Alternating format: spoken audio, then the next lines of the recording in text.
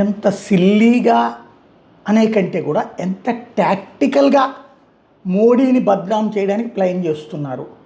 ఆయన నార్వేకి వెళ్ళినప్పుడు సాధారణంగా విదేశీ పర్యటనలో 2 రకాలు ఉంటుంది: press briefing, press meet. Press briefing అంటే అగ్రనేతలు ఇద్దరు కూడా వాళ్ళ అభిప్రాయాలు చెప్తారు, దట్స్ ఎనఫ్. ప్రెస్ మీట్ అంటే ప్రెస్ యొక్క ప్రశ్నలకి సమాధానాలు చెప్పడం. ప్రెస్ బ్రీఫింగ్ జరిగింది నార్వేలో. ఒక మహిళా జర్నలిస్టు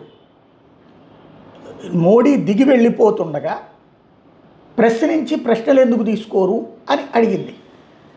ఇది ఇప్పుడు పెద్ద సీన్ చేస్తున్నారన్నమాట.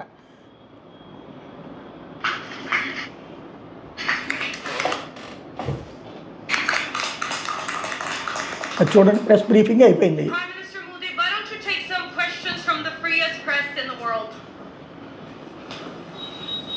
ఇది ఇక దాంతో మోడీకి ఏమి ఇచ్చిందిరా ఈ అమ్మాయి అన్నది. ఆ అమ్మాయి ఒక జర్నలిస్టు. అయితే ఇదే అమ్మాయికి సంబంధించి అంటే ఓన్లీ మోడీ కోసమే ఈవిడ టార్గెట్ చేసింది, ఈ ప్రశ్న అడిగించారు. అది డీప్ స్టేట్ వాళ్ళు లేదా ఇక్కడ ప్రచారం చేయడానికి సంబంధించి ఇప్పటికే మోడీని హేట్ చేసే విధంగా పెద్ద ఎత్తునే ప్రాపగాండా చేస్తున్నారు. దాన్ని బీజేపీ వాళ్ళు ఎదుర్కోవడం మానేశారు. ఓ రకంగా వాళ్ళందరూ అధికార అహంకారంతో ఓలలాడుతున్నారు లేదా అధికార నిర్లక్ష్యంతో ఉన్నారు. అధికారంలో ఉన్నాం కదా, మనల్ని ఎవడేం పీకలేడని.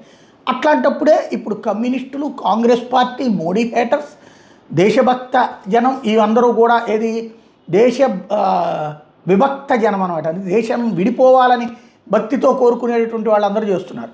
ఇదే అమ్మాయి ఆ తర్వాత అక్కడ ప్రెస్ బ్రీఫింగ్ జరుగుతుంటే, అంటే ప్రెస్ మీట్ జరుగుతుంటే చూడండి,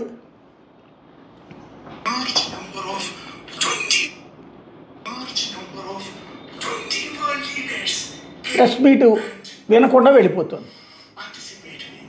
ఇది ప్రెస్ మీటు, ప్రభుత్వాల తరపున ఏమేం జరిగిందో చెప్తారనమాట. ఇక్కడ మాత్రం ఆమె కూర్చోలేదు. అసలు తెలుసుకోవాల్సింది ఇక్కడ కదా. ముందు నువ్వు ప్రభుత్వం తరపున ఏం మాట్లాడారో తెలుసుకున్నాక అప్పుడు మాట్లాడతారు, అప్పుడు ప్రశ్నలు వేయాలి. నన్ను ముందు ప్రశ్నలు ఇప్పుడు ప్రకాష్ రాజు, జురై ఇట్లా లేదు ఎవరు ఉన్నారు కదా చాలామంది, ధ్రువరాటి ఇట్లాంటి వాళ్ళందరూ ఇప్పుడు ఆమెను ఫాలో అవ్వడం బిగిన్ ఇప్పుడు ఆవిడని హీరోయిన్ చేస్తారు. రేపమాపో ఆవిడికి ఒక అవార్డు ఇచ్చినా ఆశ్చర్యపోనక్కర్లేదు, ఆమెని దేశ పర్యాటక పిలిపించి బ్రీఫింగ్లు ఇప్పించినా ఆశ్చర్యపోనక్కర్లేదు. ఒక కేజ్రీవాల్ని ఎట్లాగా ప్రాపగాండా క్రియేట్ చేసి లీడర్గా చేశారు. ఇట్లాంటివన్నీ ఒక గేమ్ నడుస్తుంటుంది. బేసిక్గా ఏంటంటే మోడీ విదేశీ పర్యటనలు అంటే సక్సెస్ఫుల్గా నడుస్తున్నాయి. భవిష్యత్ అవసరాల రీత్యా ప్లాన్ చేసుకొస్తున్నాడు. ప్లస్ అంతర్జాతీయ అవార్డులు ప్రతి దేశం ఇస్తోంది.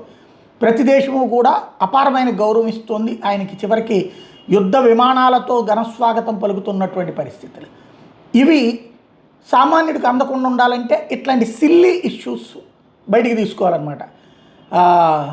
ఇలాంటి వాటితో జరిపేటటువంటి కథలు చాలా స్ట్రాంగ్గా ఉంటాయి.